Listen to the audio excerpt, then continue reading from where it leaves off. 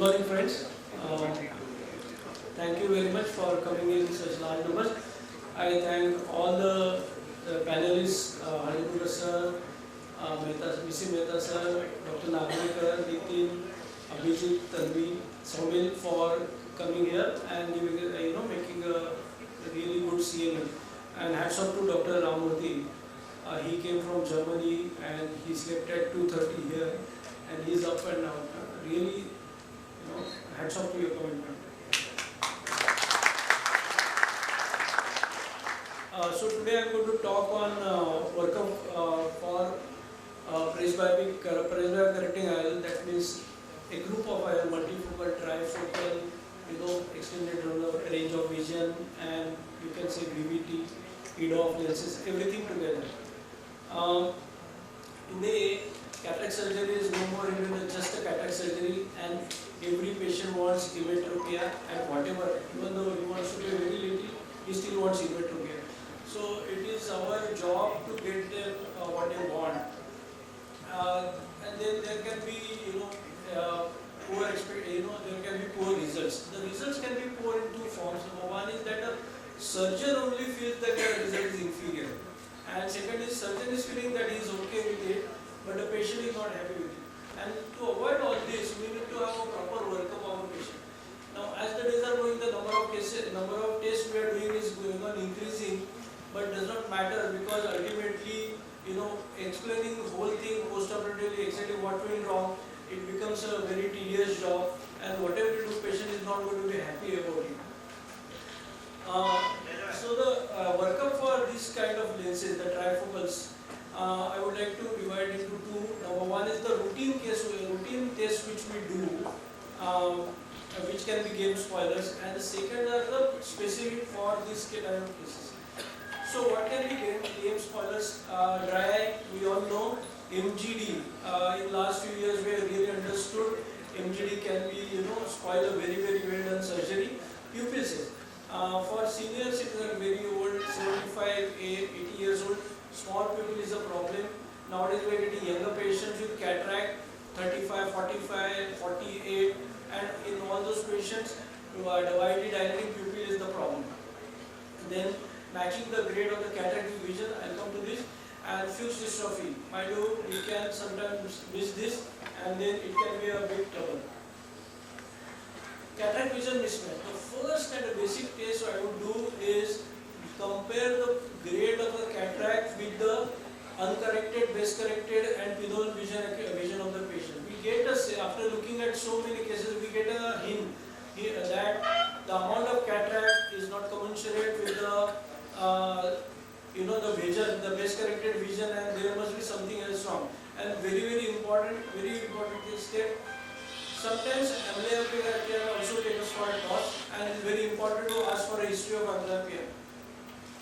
Remember, potential visual acuity, there is a difference between 20 by 20 and 20 by 25. And very important, if the patient is having that of 20 by 25, we have to look into the case in more detail. Then unhealthy peripheral retina, where the contrast sensitivity is the issue, long-standing diabetes, especially if it is poorly controlled, then advanced glaucoma, retinitis pigmentosa, where there is a peripheral retinal loss, you may consider doing a contrast sensitivity. Long-standing diabetes, sometimes it's obvious that a patient has got diabetic retinopathy, but sometimes it may be silent vascular insult. For example, we did a case a few months back, and in the left eye the patient did not improve adequately, and everything looked alright, and then when you see on OCTA, you can see on OCTA, you can see the cursor, the foveal vascular zone is enlarged and distorted in the left eye as compared to right eye. So now doing OCTA in a normal case pre-operatively may be very far-fetched today, but who knows, tomorrow this may become need of the hour. Then our calculation, I will not go into the details because the previous speaker has done it well. Only a few points that I have started trusting EVO as much as Barrett.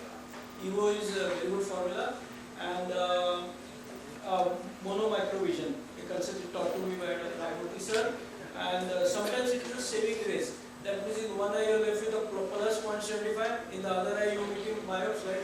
6.5, and he gets a better range of vision. Or sometimes you can do it intentionally. And astigmatism, we leave LRI only for astigmatism up to between 0.65 and 1 diopter. Of course, you have to be very, very sure about your readings, and if it is more than 1 diopter, then my first choice is chlorine. So for being accurate, what we do is that we take measurements on three instruments, and one base reading from each instrument, and we compare the cylinder and the axis. If there is a proper variable quality match,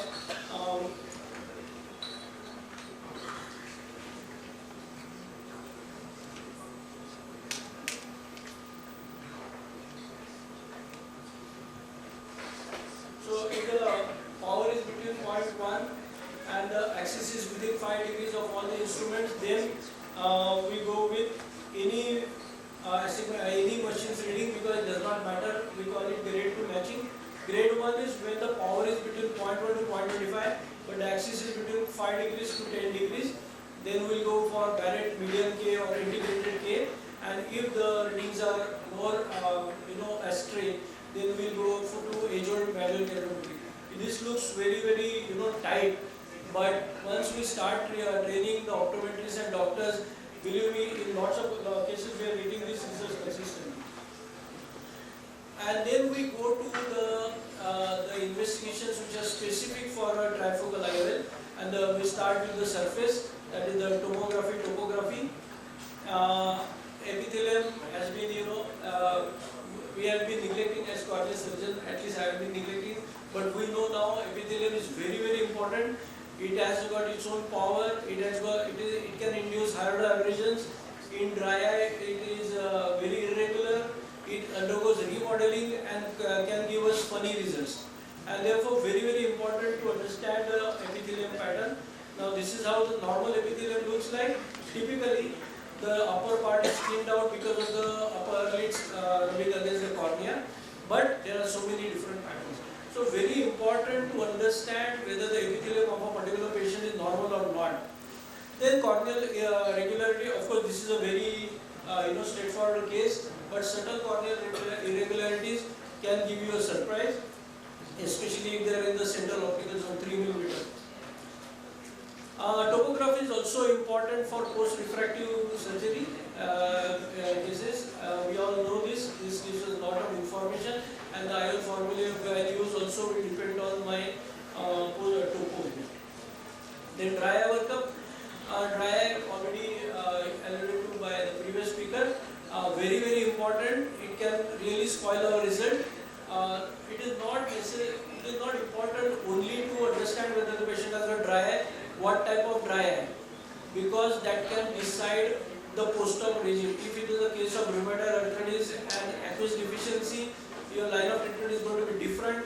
But if it is a heavy computer user and evaporation, then my choice of drugs is going to be different. If we start treating beforehand, the most important thing it does is that the patient is sensitized to the concept of dry eye and is not going to curse later on. Then counseling also is very important. Post-op regime we can change. For example, very severe dry eyes, I tend to go to preservative-free eye drops, avoid NSAID as much as possible, and post-op watch. Sometimes we have patients where the patient develops MGD within 15-20 days, and giving warm compresses increases the inflammation. So it is better that we pick up the problem early and start treating it early. Then higher order aberrations. This is a very, very interesting case. Young cataract I did. Look at the 3 mm pupil. In the bottom right side you can see horizontal and vertical comma nearly zero. But the moment pupil dilates to 6 mm, look at the comma. 0.22 and 0.37, and this is horizontal and vertical comma. They many times add up together and they give really poor quality of vision. So not only higher order aberrations, but young pupillar gantry is also becoming common. We are not talking about LASIK, we are talking about cataract. Similarly, left eye same situation. Small pupil, no problem. Large pupil, just look at the vertical comma, 0.46, and everything accordingly changing. The point spread function, the chart, how it looks, and the quality of vision. So higher order aberration, they play a very, very, a significant role, and along with the pupil we have to interpret. Angle alpha and angle kappa both are very, very important, because now this, imagine that this is the IOL, which is very well centered in the eye. Then the optical axis of the eye is going to coincide with the central point of the IOL, midpoint of the IOL. And if the visual axis, the line is passing from outside the innermost ring, okay, patient is going to have poor quality of vision. And the distance between these two, we call it as angle alpha on the corneal surface. And therefore the angle alpha has to be less than the radius of the innermost ring.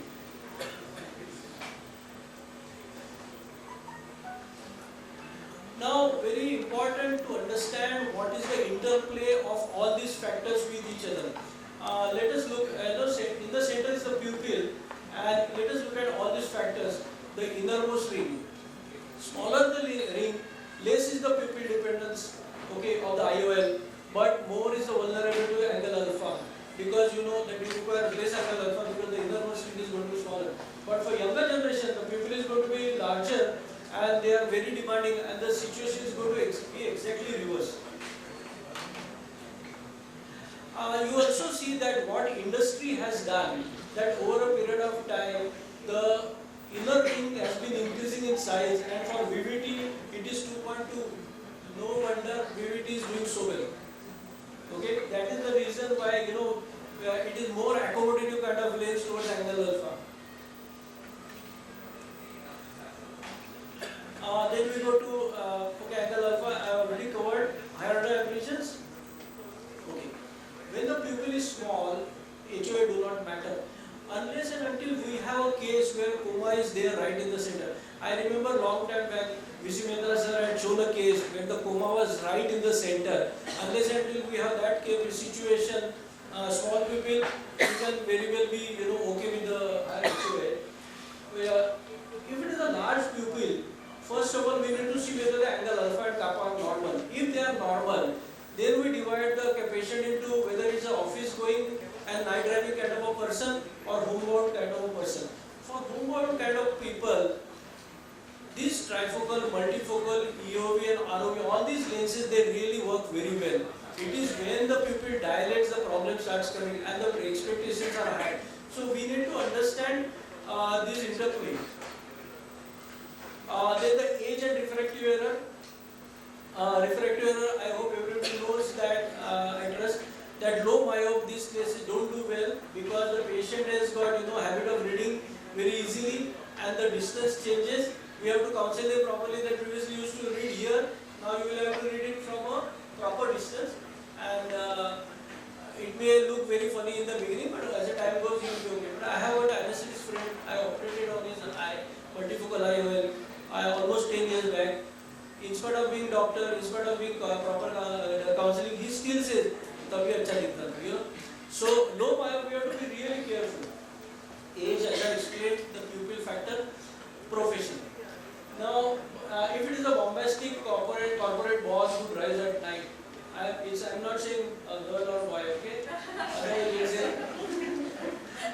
So this fellow is going to be a tough nut for a trifocal or multifocal IOL, unless of course we are going to try VVT.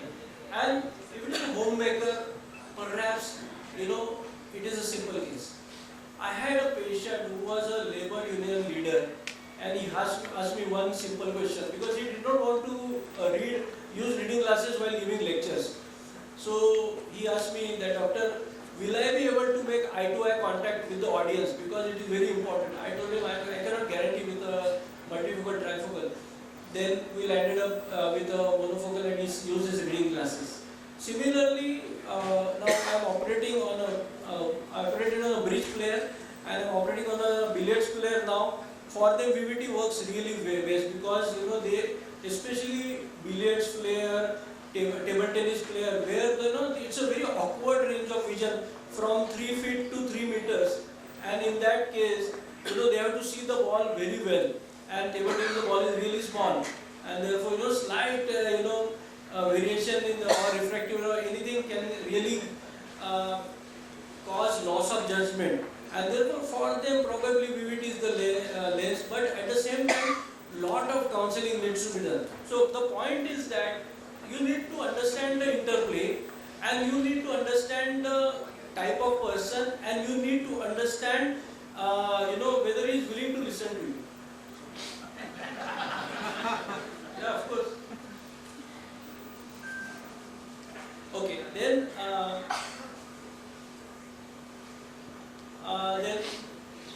another problem. Sometimes you see vague macular pigment, okay, and we don't know whether it is significant or not.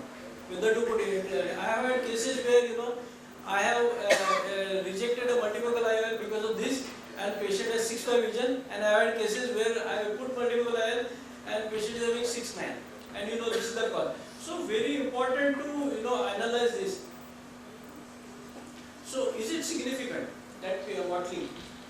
Visual impression of cataract vision mismatch, which I explained, then potential visual acuity and maculosity.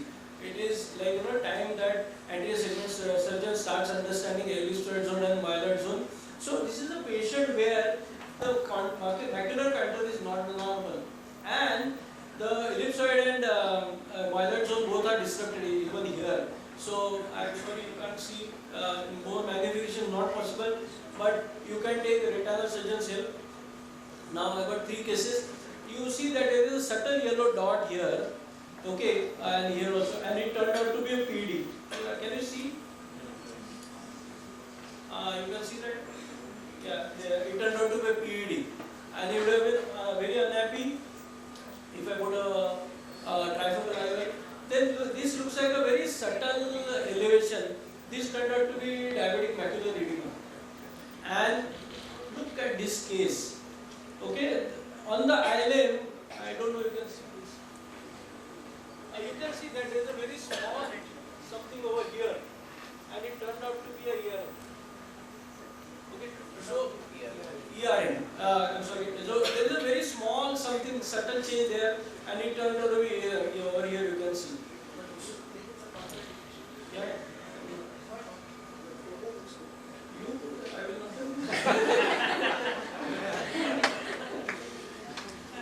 I have enough of fighting with the patient. Abhi shanti chahiye. So at least we have to make the patient aware and make the patient let him make the choice rather than you thrusting your choice upon him. Then the last and the most important thing is understanding patient profile. So there are 3 things which we do. Numbers 1, positive traits. Number 2, negative traits. And number 3, his reaction to our counseling. So these are the positive characters: keenly interested in spectacle independence, easygoing, like ideal patient. And on the other side, you have got all this don't mind wearing glasses, hypercritical, sharpest vision, the person using guarantee many times while counseling. So such are the difficult cases. And therefore, it is very important that we, in our mind, decide what kind of person this is. Then there is a Dale questionnaire available. We don't use this. Counseling patient's reaction. When we tell him that these are all the things you can have, and if the patient's reaction is aggressive, hostile, or he feels crestfallen and all this, okay, monofocal, right? So that is how I would like to make a choice. Thank you. Thank you very much. I thank you, Dr. Wavikar, for an excellent talk. These are very important things. I have a very important question from all the eminent faculty and you. Which lens you are going to put in your eye? If we talk about long time I was saying IQ. Okay. After that I shifted to pleasure. And now I am thinking of BBT. Dr. Nagwekar? BBT. Dr. Nagwekar? BBT on a carry-on platform when it is available. Okay, you are more specific. Sir? Trifocal. Sir? BBT. Sir? Trifocal. Sir? So there is a balance between trifocal and VVT. It's a very important message. Any important question? Yeah. Sir, if patient has a monofocal in one eye, say operated 7-10 years back, and want to be spectacle independent now, in the other eye if it demands a multifocal? It is a left eye focus. Yeah, Ajay, very good question. We come across this situation many times. So there are variety of options. VVT is a very good option in the other eye. Second is that Restore 2.5, if it is available, that also a very good option because the distance vision is not affected that much. And the third thing is you put a monofocal in that eye and go for custom Q LASIK. Okay. And fourth option is that if the patient has got in the back IOL, you can put a Sulcroflex multifocal here and also multifocal here. So we got so many options. We have to study the patient and decide. Monovision, yeah. Custom Q is monovision basically. Yeah, but when there is a difference of minus 1.75 or more, there is loss of stereopsis. When we do custom Q, it is not monovision, it is advanced monovision, so loss of stereopsis is less. For ophthalmologist, what is the right multifocal? For ophthalmologist, what is the right multifocal? I think most 4 of us have said VVT. So just like Yes, you for put- operating it will be fine, both eyes VVT. Yeah. Under microscope. Yes. Trifocal. Yes, yes. We just asked the same question. 4 trifocals, rather 3, and rest VVT. And Abhijit is very young and so.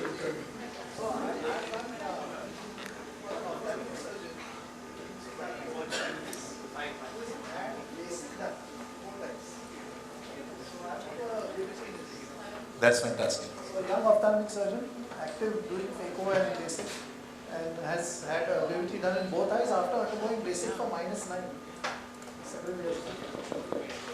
Yeah. I request Dr. Ramamurthy sir to felicitate Dr. Chandrasekhar Wavikar.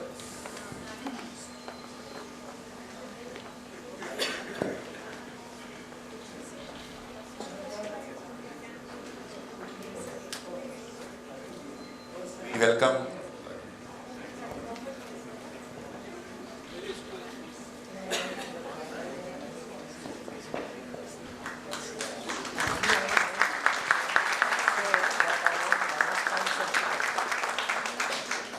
I request Dr. V.C. Mehta sir to take his next talk, Spoiled for Choices. We welcome Dr. Agini Parekh.